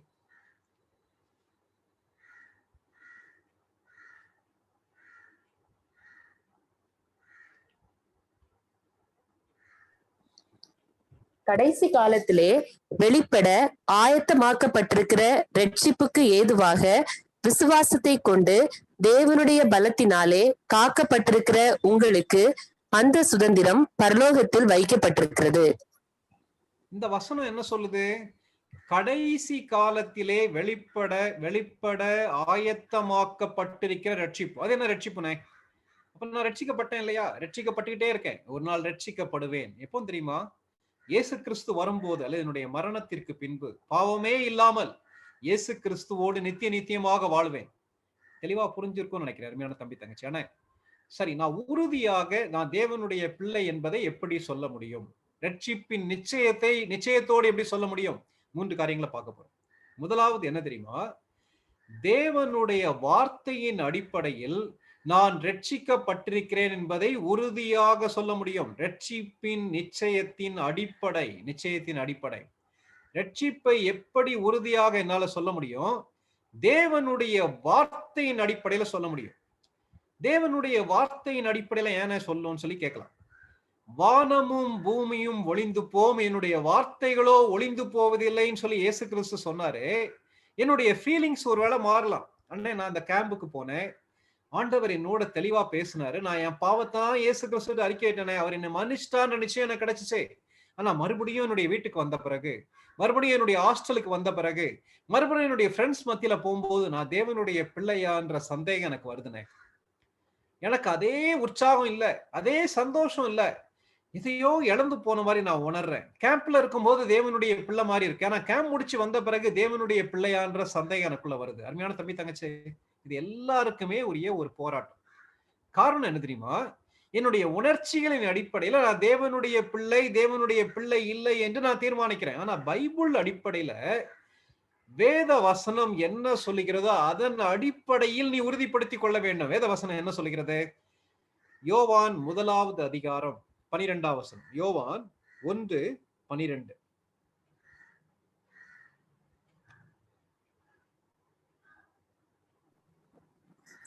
அவருடைய நாமத்தின் மேல் விசுவாசம் உள்ளவர்களாய் அவரை ஏற்றுக்கொண்டவர்கள் எத்தனை பேர்களோ அத்தனை பேர்களும் தேவனுடைய பிள்ளைகளாகும்படி அவர்களுக்கு அதிகாரம் கொடுத்தார். நல்லா கவனிங்க தம்பி தங்கச்சி. அவருடைய நாமத்தின் மேல், அவர்னா யார்? இயேசு கிறிஸ்துவை பற்றி யோவான் எழுதி கொண்டே வருகிறார். முதல் வசனத்துல இருந்து படிச்சு பாருங்க. நாமம்னா என்ன அர்த்தம்? அவருடைய தன்மை. அவருடைய தன்மை என்ன? பாவத்திற்காக உயிர் கொடுத்தவர், பாவத்தை மன்னிக்கிறவர், பாவத்திலிருந்து விடுவிக்கிறவர். அவருடைய நாமத்தின் மேல், அவர் இரட்சகர்ன்றது அவருடைய பெயர், அது அவருடைய தன்மை. அந்த பெயரின் மீது, அவருடைய தன்மையின் மீது விசுவாசம் உள்ளவர்களாய், அவர் இரட்சகர் என்பதை நம்பி அவரை ஏற்றுக்கொண்டவர்கள், தங்களுடைய வாழ்க்கையை அவருக்கு அர்ப்பணித்தவர்கள், தங்களுடைய வாழ்க்கையில் அவருக்கு இடம் கொடுத்தவர்கள் எத்தனை பேர்களோ, எத்தனை பேரா இருந்தாலும் பரவாயில்ல, அத்தனை பேர்களும் தேவனுடைய பிள்ளைகள் ஆகும்படிக்கு அவர்களுக்கு அதிகாரம் கொடுத்தார். அப்போ உனக்கு யோசித்து பார் நம்பி தங்கச்சி, எப்போ நீ இயேசு கிறிஸ்துவுக்கு உன்னுடைய உள்ளத்துல இடம் கொடுத்தியோ, எப்பொழுது உன் பாவத்துல இருந்து மனம் திரும்பி இயேசு கிறிஸ்துவிட்ட வந்து, ஆண்டவரே நீர் என்னை ரட்சியும், என்னை முழுவதுமாக உம்முடைய கரத்திலே கொடுக்கிறேன், நான் தேவனுடைய பிள்ளையாக மாற விரும்புகிறேன் நீ கொடுத்தியோ, அந்த மொமெண்ட்ல இருந்து நீ யார் தெரியுமா? தேவனுடைய பிள்ளை. எப்படின்னு சொல்ல முடியும்? இவ்வளோ பாவம் நான் செஞ்சிருக்கேன், ஆண்டவர் மன்னிச்சிட்டாரா? ஏற்கனவே 3 வசனம் பார்த்தோம்ல தம்பி தங்கச்சி. அவருடைய ரத்தம் சகல பாவங்களையும் நீக்கி நம்மை சுத்திகரிக்கும். ஏசாயால வாசிக்கிறோம்ல, உங்கள் பாவங்கள் இரத்தாம்பர சிவப்பா இருந்தாலும் பஞ்சை போல வெண்மையாகும். அவராலே மன்னிக்க முடியாத பாவம்னு சொல்லி எதுவுமே கிடையாது தம்பி தங்கச்சி. கிழக்குக்கும் மேற்குக்கும் எவ்வளவு தூரமோ அவ்வளவு தூரமா நம்முடைய பாவத்தை நீக்கிட்டார். கடலுடைய ஆழத்துல போட்டுட்டார், நினைக்க மாட்டார். மனிதன் மன்னிப்பதை போல அல்ல, தேவனுடைய மன்னிப்பு எல்லைக்கு அப்பாற்பட்டது. அப்ப வசனத்தின் அடிப்படையில உறுதிப்படுத்திக்கொள். நீ யார் தெரியுமா? தேவனுடைய பிள்ளை. பிசாசு உன் காதுல வந்து சொல்லுவான், இன்னும் பாவங்கள் மன்னிக்கப்பட்டதுன்னு நம்புறியாப்பா? நீ எவ்வளவு தப்பு பண்ணிருக்க தெரியுமா? அந்த கேம்புக்கு போய் மன்னிப்பு கேட்டதால நீ தேவனுடைய பிள்ளையா மாறிட்டேன்னு சொல்லி உன்னையே ஏமாத்துகிறியான்னு சொல்லி எல்லாம் போய் சொல்லுவான். அப்பெல்லாம் நீ சொல்ல வேண்டியது என்ன தெரியுமா? அவர் மன்னித்து விட்டார், அவர் மறந்து விட்டார், நான் தேவனுடைய பிள்ளை என்பதை உறுதியாக சொல்லலாம். அண்ணே, நான் இயேசு கிறிஸ்துவ விசுவாசித்து ஏற்றுக்கொண்டிருக்கேனே அண்ணே, நான் இன்னும் ஞானஸ்நானம் எடுக்கல, நான் தேவனுடைய பிள்ளையா, எனக்கு நரகம் உண்டா சொல்லி நீ கேட்கலாம். ஒரு சில வசனங்களை நம்ம என்ன செய்யலாம், வாசிக்கலாம். தொடர்ந்து யோவான் 3வது அதிகாரம் 16ஆம் வசனத்துல இருந்து 18ஆம் வசனம் வரைக்கும். யோவான் 3:16 முதல் 18 வரைக்கும். தேவன் தம்முடைய ஒரே பேரான குமாரனை விசுவாசிக்கிறவன் எவனோ அவன் கெட்டு போகாமல் நித்திய ஜீவனை அடையும்படிக்கு அவரை தந்தருளி இவ்வளவாய் உலகத்தில் அன்பு கூர்ந்தார். உலகத்தை ஆக்கினைக்குள்ளாக தீர்க்கும்படி தேவன் தம்முடைய குமாரனை உலகத்தில் அனுப்பாமல் அவராலே உலகம் ரட்சிக்கப்படுவதற்காகவே அவரை அனுப்பினார்.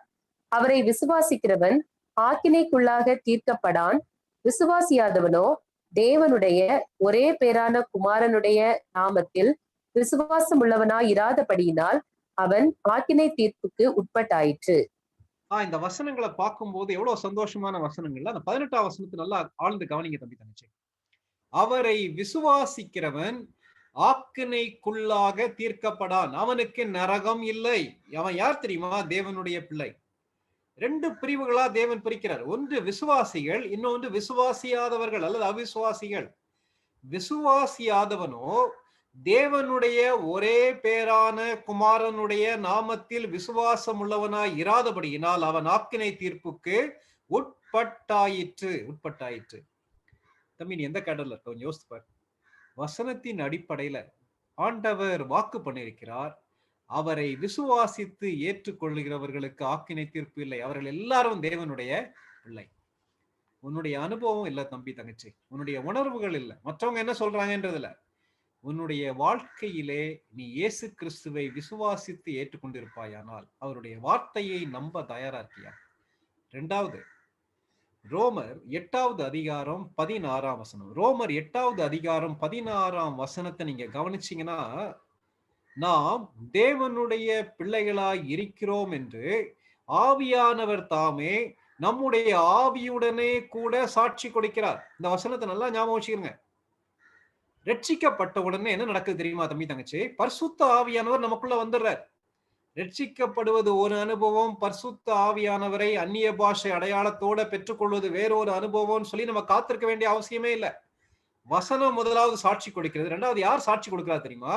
பரிசுத்த ஆவியானவரின் சாட்சி. அந்த வசனம் நம்ம வாஸ்தவம் இல்ல, நாம் தேவனுடைய பிள்ளைகளாய் இருக்கிறோம் என்று தேவனுடைய ஆவியானவர் தாமே நம்முடைய ஆவியுடனே கூட சாட்சி கொடுக்கிறார். பரிசுத்த ஆவியானவர் உள்ள வந்துடுறார் தம்பி. இதேதான் நம்ம எபேசியர் 4வது அதிகாரம் 30ஆம் வசனத்திலேயே வாசிக்கிறோம். நீங்கள் மீட்கப்படும் நாளுக்கென்று முத்திரையாய் பெற்ற பரிசுத்த ஆவியானவரை துக்கப்படுத்தாதிருங்கள் சொல்லி பவுல் எழுதுறார். அப்போ பரிசுத்த ஆவியானவர் ரட்சிக்கப்பட்ட உடனே நமக்குள்ள வந்துடுறார். பழைய ஏற்பாட்டுல ஒரு சில நபருக்கு ஒரு சில நேரங்கள்ல ஒரு சில செயல்கள் செய்வதற்காக கொடுக்கப்பட்டார். ஆனா புதிய ஏற்பாட்டுல மாம்சமான யாவர் மேலும் என் ஆவியை ஊற்றுவேன்னு சொல்லியிருக்கார். அப்போ யார் யாரெல்லாம் தேவனுடைய பிள்ளைகளா இருக்காங்களோ அவங்க தேவனுடைய பிள்ளைகளுடைய உள்ளத்துல பரிசுத்த ஆவியானவர் வந்துடுறார். ஆனா அவர் வந்துட்டாரு எனக்கு எப்படின்னு சொல்ல முடியும்? என்ன உறுதியை கொடுக்கிறார் தெரியுமா? நீ என்னுடைய பிள்ளை, நீ என்னுடைய மகன், நீ என்னுடைய மகள் என்ற உறுதியை அவர் கொடுக்கிறார். தேவனுடைய ஆவியானவர் தாமே நம்முடைய ஆவியுடனே கூட சாட்சி கொடுக்கிறார். அப்படின்னு அர்த்தம், பரிசுத்த ஆவியானவர் என்னுடைய பர்சனாலிட்டியோட சேர்ந்து, என்னுடைய எண்ணங்களோடு சேர்ந்து, என்னுடைய உணர்வோடு சேர்ந்து நீ தேவனுடைய பிள்ளை, என்னுடைய மகன், என்னுடைய மகள்னு சாட்சி கொடுக்கிறார். ஒருவேளை இங்க அட்டன் பண்ணிட்டு இருக்க ஒரு ஸ்டூடெண்ட கூப்பிட்டு, தம்பி நீங்க எங்க படிக்கிறீங்கன்னு கேட்டா என்ன சொல்லுவீங்க? ஒருவேளை இங்க ஸ்காட் கிறிஸ்டியன் காலேஜ்ல படிக்கிற யாரும் இருக்கீங்களான்னு சொல்லி எனக்கு தெரியல, ஆனா நான் ஸ்காட் கிறிஸ்டியன் காலேஜ்ல ஃபர்ஸ்ட் இயர் பிஏ லிட்ரேச்சர் படிக்கிறேன்னு சொல்லுவீங்க. தூக்கத்துல எழுப்பி கேட்டாலும் அதே பதில தான் சொல்லுவீங்க. காரணம் என்ன தெரியுமா? நீங்க ஸ்காட் கிறிஸ்டியன் காலேஜ்ல ஃபர்ஸ்ட் இயர் பிஏ லிட்ரேச்சர் படிப்பது உண்மையானால் உறுதியா உங்களால சொல்ல முடியும். அப்படிப்பட்ட உறுதியை பரிசுத்த ஆவியானவர் உனக்கு கொடுப்பார் தம்பி தங்கச்சி. ஆனா எனக்கு டவுட்ஃபுல்லாவே இருக்குண்ணே, சந்தேகமாவே இருக்குன்னா ஆண்டவர்கிட்ட கேளு. ஆண்டவரே, எனக்கு அந்த ரட்சிப்பின் நிச்சயத்தை தாங்க, வசனத்தின் அடிப்படையில இருந்து தாங்க. எனக்கு சந்தேகமா இருக்கு, என்ன முழுசுமா உடைய கடத்துல கொடுக்கிறேன். பரிசுத்த ஆவியானவரே எனக்கு அந்த நிச்சயத்தை தாங்கன்னு கேட்பாயானால் கண்டிப்பாக நிச்சயத்தை கொடுப்பார். வசனம் கொடுக்கக்கூடிய சாட்சி, இரண்டாவது வல்ல ஆவியானவர் கொடுக்கக்கூடிய சாட்சி, மூன்றாவது வாழ்க்கை கொடுக்கக்கூடிய சாட்சி. 2 கொரிந்தியர் 5வது அதிகாரம் 17ஆம் வசனம். 2 கொரிந்தியர் 5வது அதிகாரம் 17ஆம் வசனம்.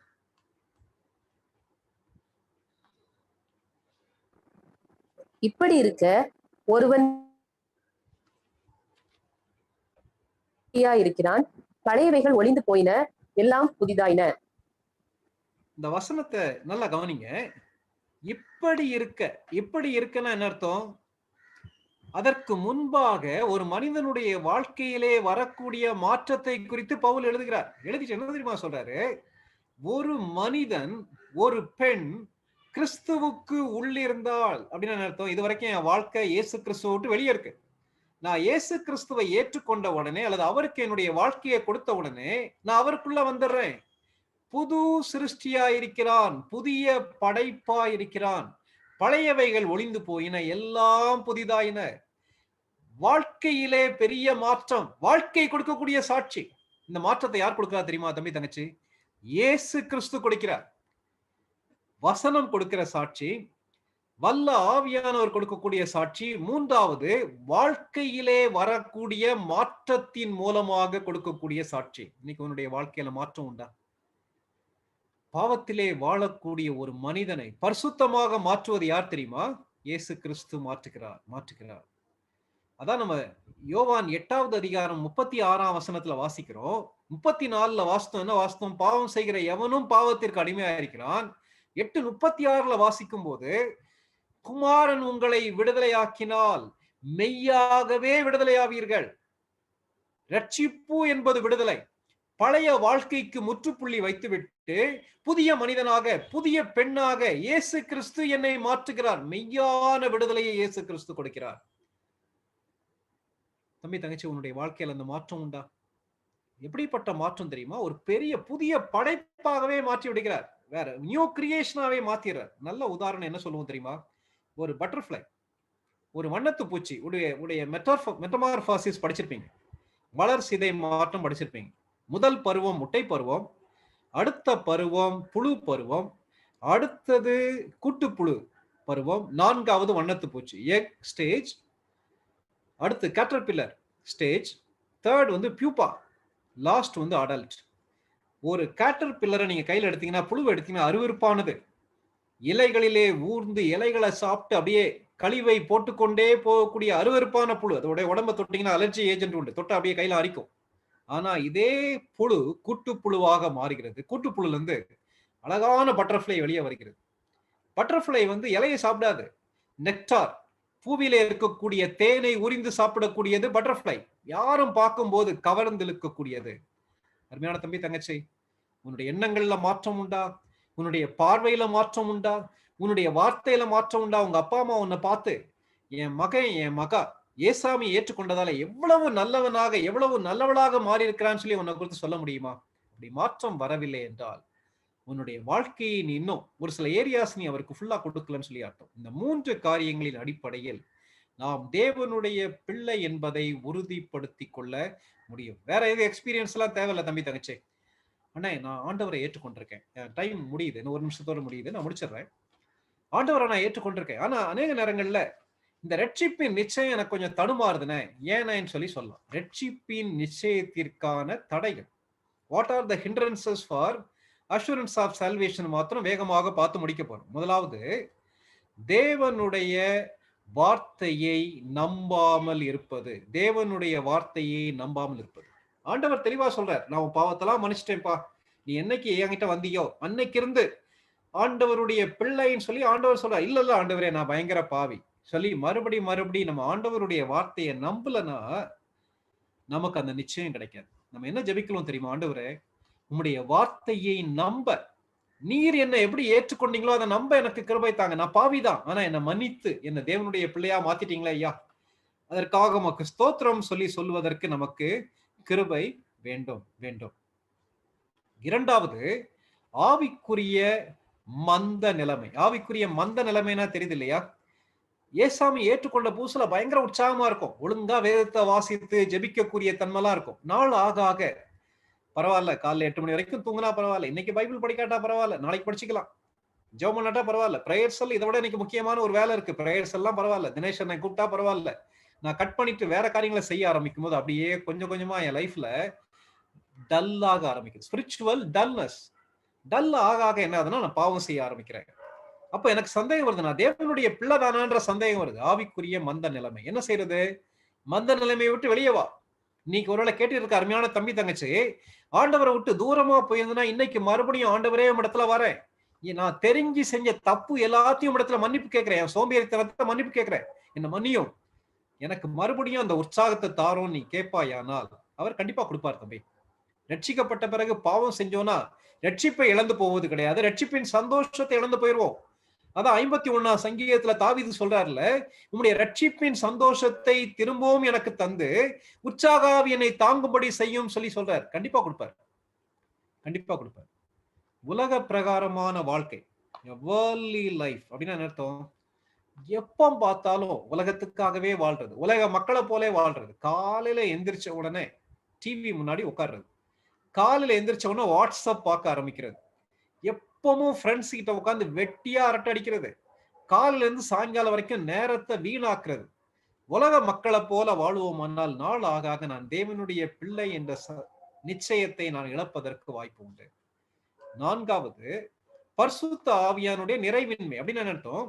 ரட்சிக்கப்படும் போது பரிசுத்த ஆவியானவர் நமக்குள்ள வந்துடுறார், எனக்குள்ள வந்துடுறார். அவர் என்னுடைய வாழ்க்கையுடைய எல்லா பகுதியையும் கண்ட்ரோல் பண்ணணும்னு நினைக்கிறார். அவர் ஃபில் அப் பண்றதுன்னா he is a person, he wants to control my life. அப்படி அவருடைய கண்ட்ரோலுக்கு கீழே லைஃபை கொடுத்தனா அவர் என்னை கட்டுப்படுத்துவார், நிரப்புவார். அப்படி நான் அவருக்கு ஒரு சில ஏரியாஸ்ல கீழ்ப்படியாமையே போனனா ரட்சிப்பின் நிச்சயத்தை நான் இழப்பதற்கு வாய்ப்பு உண்டு. உன் லைஃப்ல ஆண்டவர் சொல்லி கீழ்ப்படியாத பகுதியில் ஏதாவது இருக்கா தம்பி தங்கச்சி? என்னைக்காவது மனம் திரும்புவாயா? ஐந்தாவது, கொள்கை குழப்பங்கள், டாக்ட்ரினல் டீவியேஷன்ஸ். அப்படின்னு என்ன அர்த்தம்? அண்ணே, ஒரு சிலர் சொல்றாங்கண்ணே, தெரிந்து கொள்ளப்பட்டவர்கள் மட்டும்தான் பரலோகத்துக்கு போவாங்க, உலக தோற்றத்திற்கு முன்பாகவே தேவன் ப்ரீடெஸ்டினேஷன், கால்வினிசம் அப்படிலாம் சொல்றாங்கண்ணே. அப்ப நான் தெரிந்து கொள்ளப்பட்டவனா தெரிந்து கொள்ளப்படாதவளா? அருமையான தம்பி தங்கச்சி, அதுல நீ குழம்ப வேண்டிய அவசியமே இல்லை. ரட்சிக்கப்பட்ட எல்லாருமே தெரிந்து கொள்ளப்பட்டவர்கள், ரட்சிக்கப்படாத எல்லாருமே தெரிந்து கொள்ளப்படாதவர்கள். இந்த டாக்ட்ரினல் டீவியேஷன்ல போய் தலையை விட்டு வீணா அவனை குழப்பிக்கிறாரு. ஹைப்பர் கிரேஸ் அண்ணே சொல்றாங்கண்ணே, ரட்சிக்கப்பட்ட பிறகு எவ்வளவு பாவம் செஞ்சாலும் பரலோகத்துக்கு போவனே, நம்ம எப்படியும் வாழலாம். தம்பி, இது எல்லாமே கள்ள உபதேசங்கள். வசனம் என்ன சொல்லுகிறதோ அதை பின்பற்று.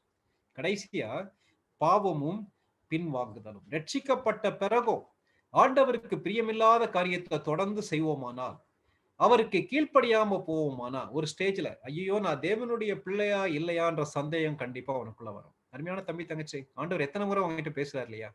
ஆண்டவரே, நான் மறுபடியும் இடத்துல வரேன்.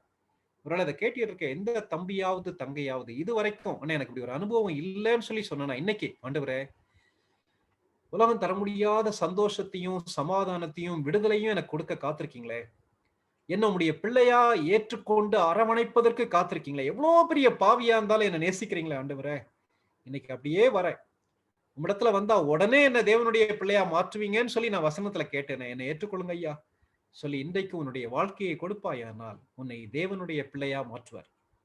அண்ணே, நான் ரட்சிக்கப்பட்ட பையன் தான், ரட்சிக்கப்பட்ட பொண்ணுதான், ஆனா நான் ரொம்ப பின்வாங்கி போயிட்டானே, இந்த லாக்டவுன் பீரியட்ல என் சோம்பேறித்தனத்தால கடவுளை விட்டுட்டேனே, என் பிரையாரிட்டி எல்லாம் மாறிடுச்சு, ஆண்டவர் என்னை மன்னிப்பாரா?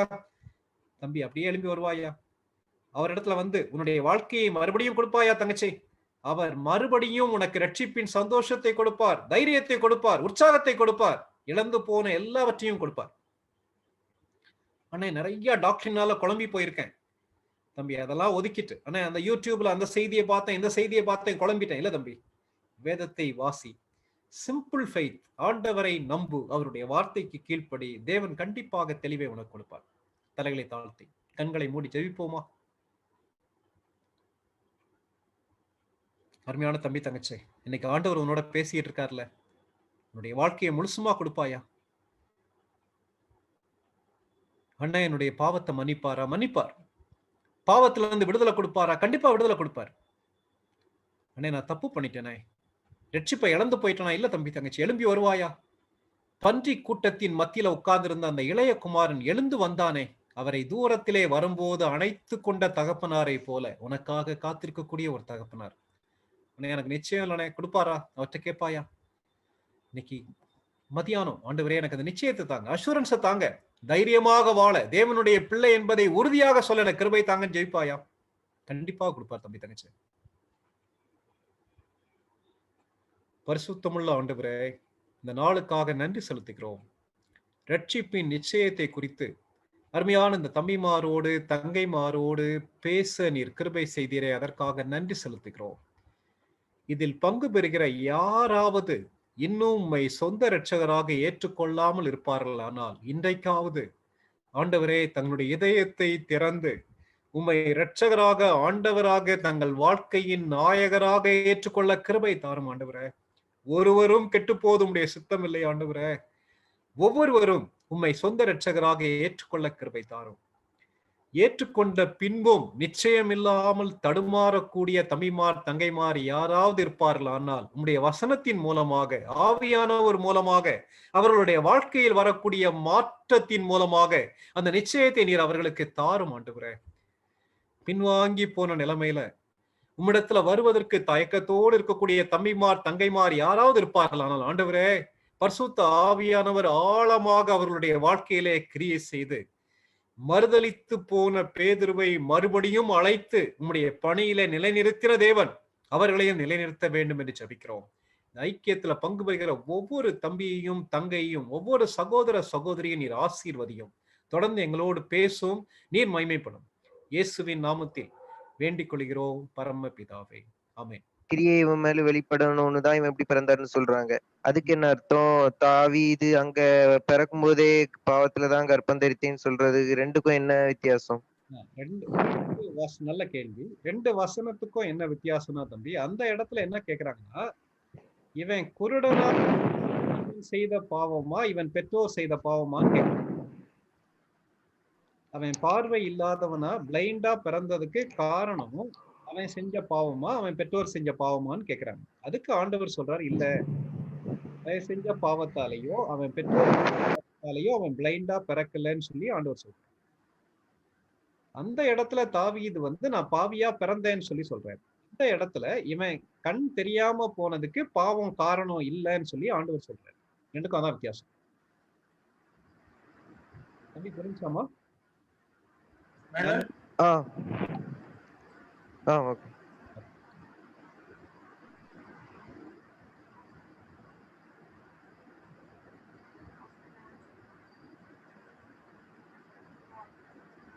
வேற கேள்விகள் இருக்கா?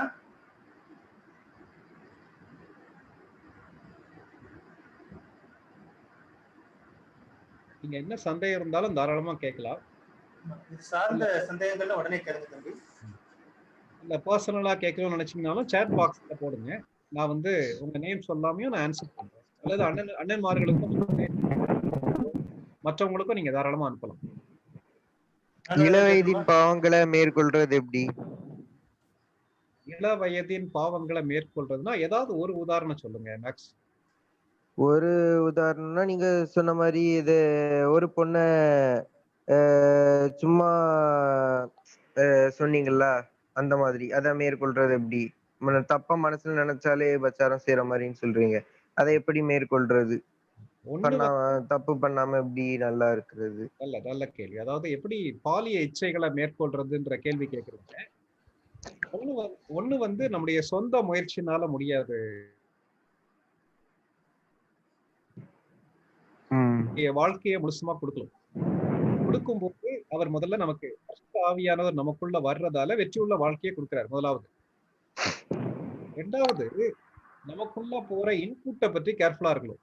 என்னெல்லாம் நம்ம வாசிக்கிறோம், என்ன பார்க்கிறோம், என்ன சிந்திக்கிறோம்ன்றத குறித்து கேர்ஃபுல்லா இருக்கணும். இப்போ வந்து நமக்கு தெரியும் ஆண்டவருக்கு பிரியமில்லாத படங்கள் என்ன இருக்கு, ஆண்டவருக்கு பிரியமில்லாத வீடியோ என்ன இருக்கு, வெப்சைட்ஸ் என்ன இருக்கு, அல்லது ஆண்டவருக்கு பிரியமில்லாத டிவி படங்கள், சினிமா என்ன இருக்குன்னு நமக்கு தெரியும். இப்ப அதெல்லாம் நம்ம பார்த்துக்கிட்டே இருந்தோம்னா, அது நமக்குள்ள போகும்போது என்னுடைய பார்வையும் அதே மாதிரியே இருக்கும். அப்போ வந்து என்னுடைய இன்புட்ல வந்து ஆண்டவருக்கு பிரியமில்லாத காரியங்கள் எனக்குள்ள போகாதபடிக்கு நான் ஸ்டாப் பண்ணணும். அது நான் தான் டிசைட் பண்ணணும். எப்படி வந்து நான் ஒரு வெள்ளை ஷர்ட் போட்டேன்னா, அந்த வெள்ளை ஷர்ட்டை கரைபடாம காத்து கொள்றதுக்கு கவனமா இருக்கணும். அதே மாதிரி be careful about your reading, hearing and வாட்சிங். ரொம்ப முக்கியமானது. 3வது, வாலிபன் தன் வழியை எதனால் சுத்தம் பண்ணுவான், உம்முடைய வசனத்தின்படி தன்னை காத்து கொள்கிறதுனால் தானேன்னு சொல்லி 119ஆம் சங்கீதத்துல அவர் சங்கீதக்காரன் எழுதுறார். நான் உமக்கு விரோதமாய் பாவம் செய்யாதபடிக்கு உம்முடைய வாக்கை என் இருதயத்திலே வைத்து வைத்தேன்னு சொல்றாரு இல்லையா? அப்போ வசனத்தை நம்ம அதிகமா படிக்க படிக்க, அதை தியானிக்க தியானிக்க, அதை மனப்பாடம் பண்ண பண்ண என்னுடைய எண்ணங்கள் பரிசுத்தமா மாறுது. என்னுடைய எண்ணங்கள் பரிசுத்தமா மாறும்போது நான் ஒரு பெண்ணை பார்க்கக்கூடிய என்னுடைய பார்வை வந்து மாறுது. 3வது. 4வது, பரிசுத்த ஆவியானவர் நம்ம பரிசுத்தமா வாழ்வதற்காக நமக்கு கொடுக்கப்பட்டிருக்காரு. ஒவ்வொரு நாளும் என்ன ஜெபம் பண்ணணும், ஆண்டவரே என்னுடைய கண்களை நீங்க கட்டுப்படுத்துங்க, என்னுடைய தாட்டை நீங்க கட்டுப்படுத்துங்க, என்னுடைய எமோஷன்ஸை நீங்க கட்டுப்படுத்துங்க. இயேசு கிறிஸ்து எப்படி ஒரு நபரை பார்ப்பாங்களோ அத மாதிரி பார்க்க எனக்கு உதவி செய்யுங்கன்னு சொல்லி அவருடைய கண்ட்ரோலுக்கு கீழே, பரிசுத்த ஆவியானவருடைய கட்டுப்பாட்டுக்கு கீழே அவரையே சார்ந்து கொடுக்கும் போது கண்டிப்பா வெற்றி கிடைக்கும் தம்பி. கண்டிப்பா கிடைக்கும். கண்டிப்பா வெற்றி உண்டு. வந்து ஏன்னா ஆண்டவர் வந்து சீஷர்களுக்கு சொல்லியிருக்காரு. அதனால அந்த சீஷர்களால கண்டிப்பா பரிசுத்தமுள்ள வாழ்க்கை வாழ முடியும் தம்பி. கண்டிப்பா முடியும். நம்முடைய ரெஸ்பான்சிபிலிட்டியை நம்ம கரெக்டா செஞ்சோம்னா ஆண்டவர் தன்னுடைய ரெஸ்பான்சிபிலிட்டியை கரெக்டா செய்வார்.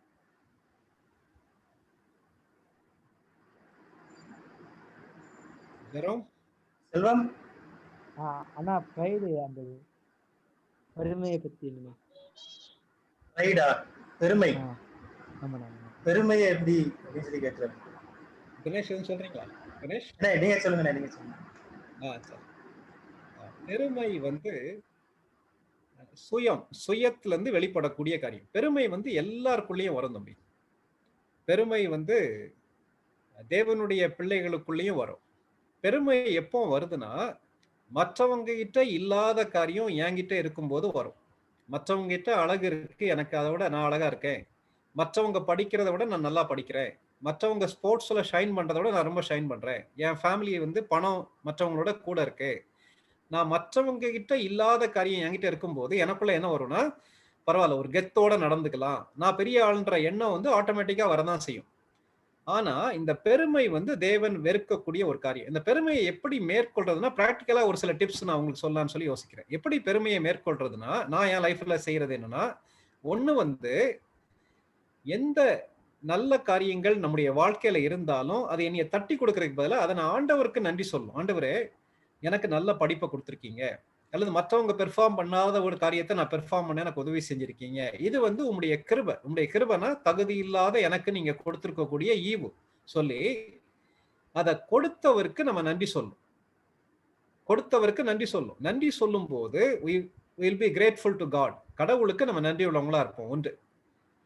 2வது, அந்த பெருமை வந்த உடனே ஆண்டவருடைய சமூகத்துல, ஆண்டவரே நான் மனசுல பெருமைப்பட்டுட்டேன், என்ன மன்னிங்க சொல்லி அவர்கிட்ட நான் மன்னிப்பு கேட்கணும். அந்த பெருமையை வந்து பாவமா நான் ஏற்றுக்கொள்ளணும். அது பரவாயில்ல ஒண்ணுமே இல்லைன்னு சொல்லிட்டு அப்படியே நமக்கு இடம் கொடுத்தோம்னா அது பெரிய மலை மாதிரி வளர்ந்து அது என் மைண்டை ஃபுல்லா ஆக்குபை பண்ணிடும். அது வரும்போதே ஆரம்பிக்கும் போதே ஆண்டவருடைய சமூகத்துல மன்னிப்பு கேட்டு நான் அதுல இருந்து மனம் திரும்பணும்.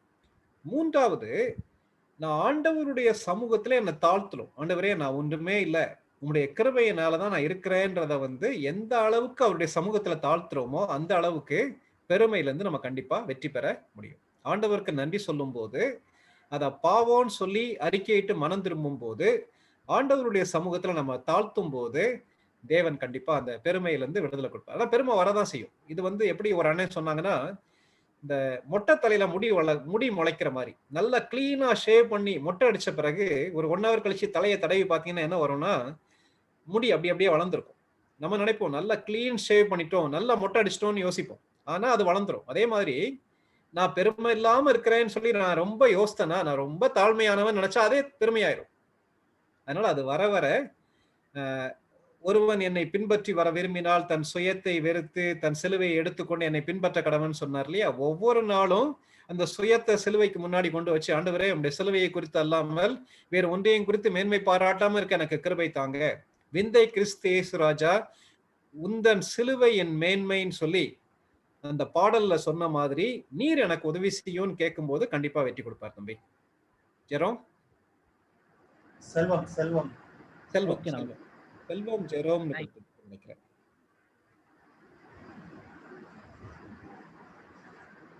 வேற ஏதாவது கேள்விகள்?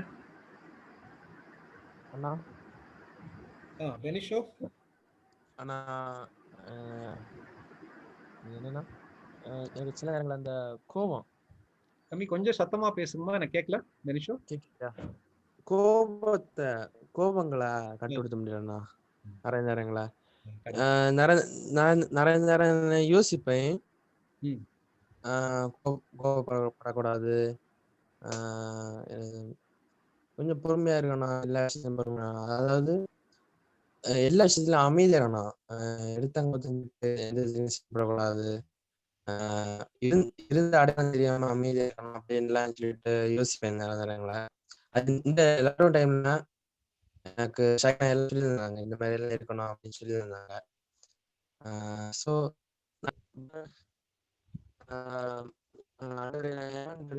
கோபப்படுறது, இது கோபப்பட நினைக்கிறோம்ப்பா, இருந்தாலும் முடியலையே அப்படின்னு சொல்லி கேட்பேன். ஏதாவது விதத்துல கோபப்படுறது உண்டு. கோபப்படுறதுன்னா தம்பி ஏதாவது காரியங்களை செய்யாம இருப்பான், சொல்றது செய்யாம இருப்பான், இது செய்யாதுன்னு சொன்னாச்சுன்னா அதுதான் செய்வான். அந்த டைம்ல சில நாங்க கோபப்படுவேன். அது மாதிரி ஏதாவது விதத்துல அந்த மாதிரி கோபம் வரும்.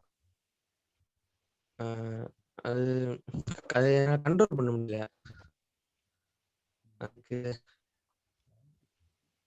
பெனிஷோ, அதாவது கோபமும் விசுவாசிகள் சந்திக்கக்கூடிய ஒரு பெரிய பிரச்சனை. இந்த போராட்டம் எல்லாருக்கும் உண்டு, எனக்கும் உண்டு. கோபம் வர்றதுக்கு நிறைய காரணங்கள் இருக்கு பெனிஷோ.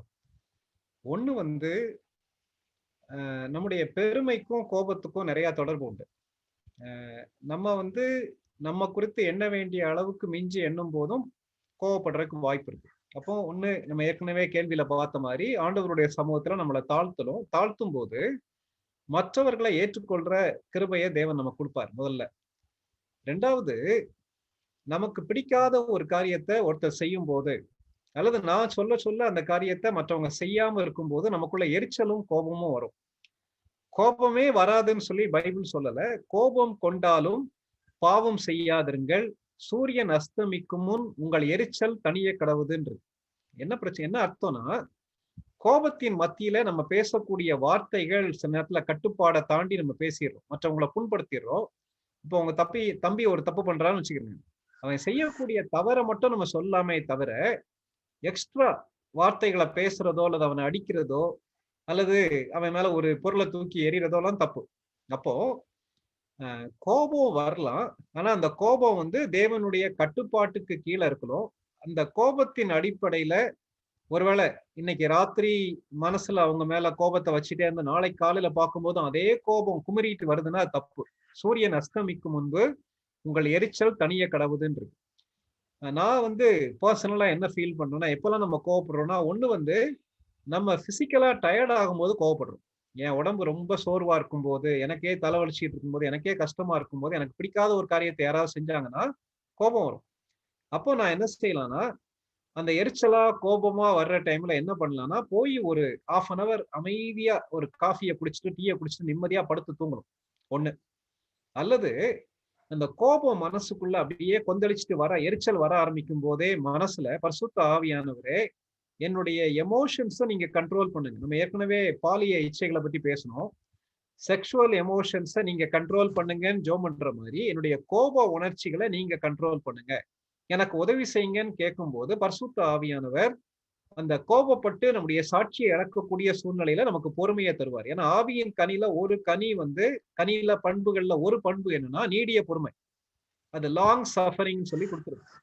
அதனால அடுத்தது ஆண்டவரோடு நம்ம செலவழிக்கக்கூடிய நேரம். ஒரு தேவனுடைய மனுஷர் ஒரு அண்ணன் சொன்னாங்க, ஈரோல ஒரு சீனியர் அண்ணன் சொன்னாங்க, காலையில எழும்பி வேதம் வாசித்து ஜெபம் பண்றது எவ்வளவு நேரம் ஜெபம் பண்ணுவேன்னா, என் மனசுல எரிச்சலே வரக்கூடாது, கோபமே வரக்கூடாது, தெய்வீக சமாதானத்தால் நான் நிறையப்படுற வரைக்கும் ஆண்டவருடைய சமூகத்துல ஜபத்திலையும் வேத தியானத்திலையும் நான் செலவழிச்சுட்டு அந்த நாள்ல வருவேன். அப்படி வரும்போது யார் மேலேயும் அவ்வளவு ஈஸியா அந்த அண்ணன் கோவப்படவே மாட்டாங்க. அதனால தேவனோடு நம்ம செலவழிக்கிற நேரம் கூடும் போது, ஆண்டவரையே சார்ந்து கொள்ளும் போது கண்டிப்பா கோபத்துல இருந்து வெற்றி பெற முடியும். அப்படியும் தப்பி தவறி யார் மேலேயும் நம்ம கோவப்பட்டு எதுவும் பேசியிருந்தோமானா, யாரை புண்படுத்தினோமோ அவங்க கிட்ட போய் நான் மன்னிப்பு கேட்கணும்.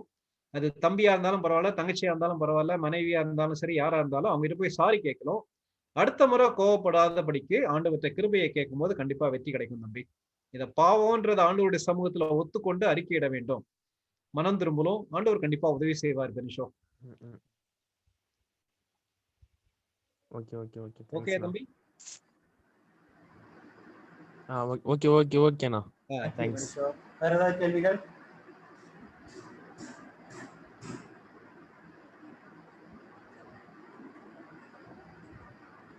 ரட்சிப்பு நிச்சயம் அதுல இருக்கக்கூடிய சந்தேகங்கள் ஏதாவது இருக்கா?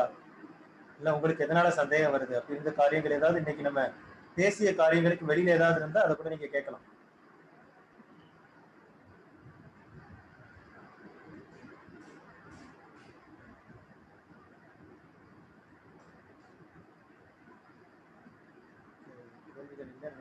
இப்ப ஜோமணி முடிக்கலாமானே?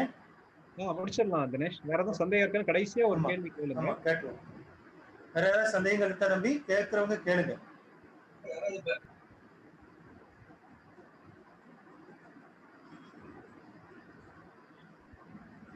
தம்பிங்களா?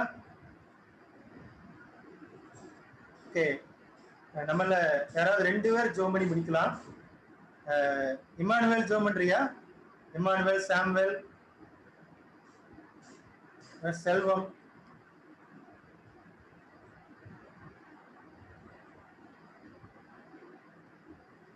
மேனுவல் கூட ஜோம் பண்ணலாம். மேனுவல் காப்பியா?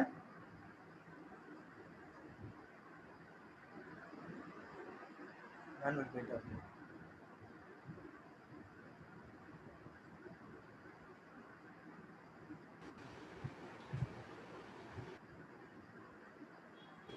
நான் பண்றேண்ணா. சரி. ஸ்தோத்திரம் ஸ்தோத்திரம் ஸ்தோத்திரம் சப்பா, ஸ்தோத்திரம் சப்பா. நல்ல நாள் தந்தக்கா நன்றி சப்பா. இப்போ கூட உனக்கு பார்க்க நீங்கள் கிருபேசன் பெரிய சாக்கியத்துக்காக நன்றி சப்பா. இசப்பா இப்போ கூட நாங்கள் கேட்ட சத்தியத்தின்படி இசப்பா நாங்கள் ரசிக்கப்பட்டோம் இசப்பா. இசப்பா ஆனால் அதுக்காக இசப்பா எங்கள் பாவங்கள் எல்லாம் நாங்கள் அறிக்கையிட்டோம் இசப்பா. இசப்பா நாங்கள் தப்பு இசப்பா நாங்கள் பாவம்லாம் செஞ்சோம் இசப்பா. இசப்பா நாங்கள் கர்ப்பத்தில் உருவா முன்னாடியே இசப்பா நாங்கள் பாவத்திலலாம் இசப்பா புந்தரித்தோம் இசப்பா. இசப்பா ஆனால் இசப்பா நாங்கள் அதை சில நேரங்களில் மறந்துடுறோம் இசப்பா. இசப்பா மறந்து இசப்பா உங்கள்கிட்ட பின் விளங்கிடுறோம் இசப்பா. இசப்பா அந்த மாதிரி இல்லாமல் இசப்பா எப்பவுமே உங்களோட இருக்க நீங்கள் கிருபை செய்யுங்க இசப்பா. இசப்பா அது மட்டும் இல்லை இசப்பா. இசப்பா நாங்கள் எப்பவுமே ரசிக்கப்பட்டதும் சொல்லிட்டு இசப்பா அந்த விசுவாசத்தில் நாங்கள் நிலைத்து இருக்க கிருபை செய்யுங்க இசப்பா. யார் சொன்னாலும் நீ ரசிக்கப்படலன்னு சொன்னோம் இசப்பா நாங்கள் அதில் விழாதபடி ஏசப்பா நான் ஏசப்பா நீங்கள் என்ன ரசிச்சிங்கன்னு சொல்லி ஏசப்பா அந்த ஒரு தைரியத்தோடு நாங்கள் நிலைத்து இருக்க நீங்கள் கிருபை செய்யுங்க ஏசப்பா. அது மட்டும் இல்லை ஏசப்பா கேட்டோம் ஏசப்பா. ஏசப்பா கோவத்தெல்லாம் நாங்கள் கண்ட்ரோல் பண்ணோன்னு கேள்விப்பட்டோம் ஏசப்பா. ஏசப்பா அதே போல் ஏசப்பா நாங்கள் கண்ட்ரோல் பண்ண கிருபை செய்யுங்க ஏசப்பா. ஏசப்பா அளவுக்கு அதிகமானா கூட ஏசப்பா நீங்கள் எங்கள் கூட இருந்தால் ஏசப்பா கோவம் வராது ஏசப்பா. ஏசப்பா நீங்கள் எங்கள் கூட இருங்க ஏசப்பா. கோவம் வரும்போது ஏசப்பா நாங்கள் நினைக்க நீங்கள் கிருபை செய்யுங்க ஏசப்பா. ஏசப்பா மீது உள்ள நேரத்தில் உங்கள் கட்டில் ஒப்படைக்கிறேன் ஏசப்பா. நீங்கள் கேட்ட சத்தியத்தின்படி ஏசப்பா நாங்கள் வாழ எங்களை அர்ப்பணிக்கிறோம். எல்லா துதி கனமையும் உமக்கு ஜெகம் பிதாவே ஆமென். செல்வம் ரூபன் பண்றீங்களா?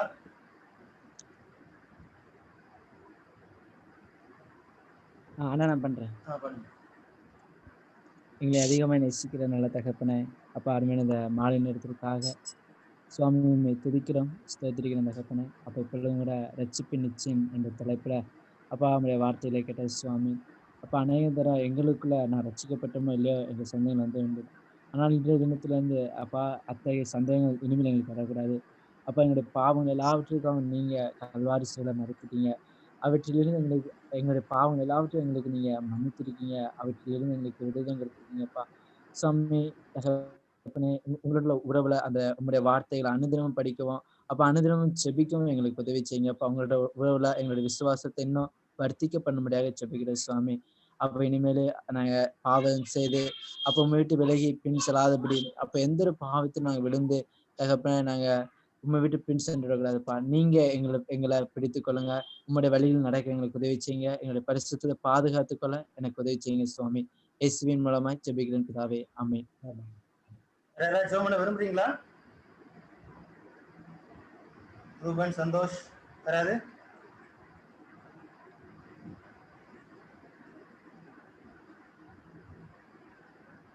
Okay, thank you very much. வந்து பங்கு பெற்ற உங்கள் யாவருக்கும் கர்த்தராகிய இயேசு கிறிஸ்து நாமத்தினாலே மீண்டும் நன்றியை தெரிவித்துக் கொள்கிறேன். தொடர்ந்து ஆண்டவரோடு கூட இருக்கக்கூடிய உறவுல நீங்க இன்னும் வளரவும், எந்த நேரத்திலையும் நம்மளை வந்து சாத்தான் குற்றப்படுத்தி விடாதபடி, பழைய குற்றத்தின் நினைவுகள் நம்மளை ஆட்கொள்ளாதபடி நீங்க தொடர்ந்து பரிசுத்த வாழ்க்கையில ஜீவிக்கத்தக்கதாக தேவனோடு கூட இருக்கக்கூடிய உறவை இன்னும் சரி பண்ணி தொடர்ந்து ஆண்டவருக்குள்ள வளர ஆண்டவர் உங்களுக்கு உதவி செய்வாராக. தொடர்ந்து நம்ம ஜெபிக்கலாம். தொடர்ந்து நம்ம ஐக்கியத்துல பங்கு பெறுங்க. உங்களுடைய தனி ஜெபங்கள், வேதத்தை தியானிப்பது, அந்த நேரத்தை இன்னும் அதிகமா அதிகரிங்க. இன்னும் கூட நம்ம ராஜபாலன் அண்ணனுக்கு மீண்டும் ஒரு முறை நன்றியை தெரிவித்துக் கொள்ளலாம். அண்ணே, ரொம்ப தேங்க்யூ அண்ணே. தொடர்ந்து எங்களுக்கு வந்து இப்படி ஒரு நல்ல டீச்சிங் தந்ததுக்காக ரொம்ப நன்றி. So thank you very much. மீண்டும் நம்ம நாளை காலையில நம்ம கான்ஃபரன்ஸ்ல மீட் பண்ணலாம். Thank you very much.